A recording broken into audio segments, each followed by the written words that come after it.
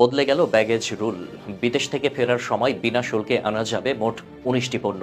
আপনি যদি প্রবাস থেকে বছরে একবার দেশে ফেরেন, তবে এখনই দেখে নিন আপনি কি কি আনতে পারেন নির্ভয়ে, কিতে শুল্ক দিতে হবে।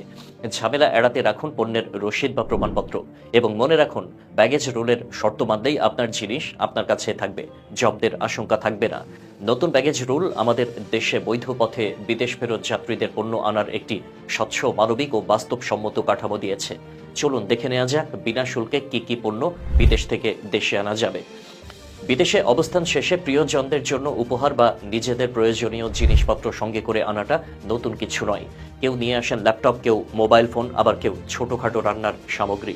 তবে এতদিন ধরে এসব পণ্যের ক্ষেত্রে শুল্ক দিতে হবে কিনা তা নিয়ে বহু যাত্রী বিভ্রান্তিতে ভুগতেন।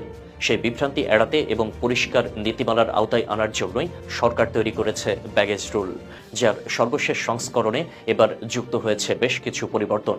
২০২৪-২৫ অর্থ বছরে বাজেটে সংশোধিত এই ব্যাগেজ রুল অনুযায়ী এখন একজন প্রাপ্তবয়স্ক যাত্রী সর্বোচ্চ ১৯টি নির্দিষ্ট ক্যাটেগরির পণ্য একেবারে বিনা শুল্কে আনতে পারবেন।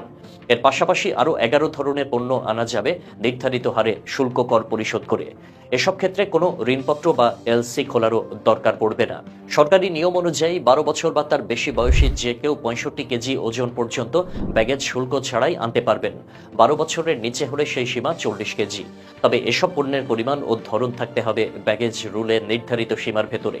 বর্তমানে একজন যাত্রী নিজের ব্যবহারের জন্য বা ঘরের দরকারে বিনা শুল্কে যেসব পণ্যগুলো আনতে পারবেন, তার মধ্যে উল্লেখযোগ্য হলো একটি নতুন মোবাইল ফোন, যা বছরে একবার, 2টি ব্যবহৃত মুঠোফোন, 29 ইঞ্চি পর্যন্ত একটি টেলিভিশন, একটি ল্যাপটপ বা ডেস্কটপ, একটি প্রিন্টার ও স্ক্যানার, ডিজিটাল বা video camera, microwave oven, rice cooker, pressure cooker, gas oven, Blender, juicer, food processor, toaster, coffee maker, একটি সেলাই মেশিন, টেবিল ফ্যান, খেলাধুলার ব্যক্তিগত সরঞ্জাম, সর্বোচ্চ ১০০ গ্রাম ওজনের সোনার গয়না, ১ কার্টন সিগারেট, সিডি ও স্পিকার সহ একটি মিউজিক সিস্টেম, ১৫ বর্গমিটার আয়তনের কার্পেট। এই পণ্যগুলো আনার ক্ষেত্রে কোনো রকমের শুল্ক বা কর পরিশোধ করতে হবে না।